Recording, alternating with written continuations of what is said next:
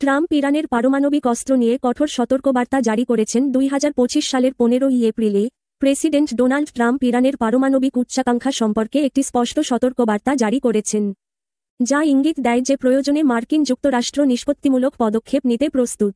একটি জোন বিবৃতিতে ট্রাম্প জোর দিয়ে বলেন যে ইরান পারমাণবিক অস্ত্র ক্ষমতা অর্জনের বেশ কাছাকাছি, যা তিনি শুধুমাত্র মার্কিন যুক্তরাষ্ট্রের জন্য নয়, বিশ্ব স্থিতিশীলতার জন্যও একটি গুরুতর হুমকি হিসাবে বর্ণনা করেছেন। আমি এটা আমাদের জন্য করছি না, আমি এটা বিশ্বের জন্য করছি, ট্রাম্প ঘোষণা করেন। ইরানের পারমাণবিক কর্মসূচির বৃহত্তর প্রভাবের উপর জোর দেন।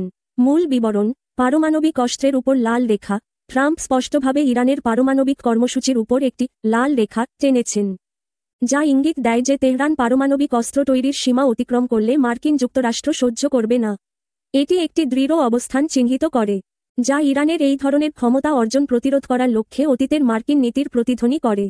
ইরানের অগ্রগতির মূল্যায়ন: প্রেসিডেন্টের মন্তব্য থেকে বোঝা যায় যে মার্কিন গোয়েন্দারা ইরানকে তার পারমাণবিক উন্নয়নে একটি গুরুত্বপূর্ণ পর্যায়ের কাছাকাছি মূল্যায়ন করেছে।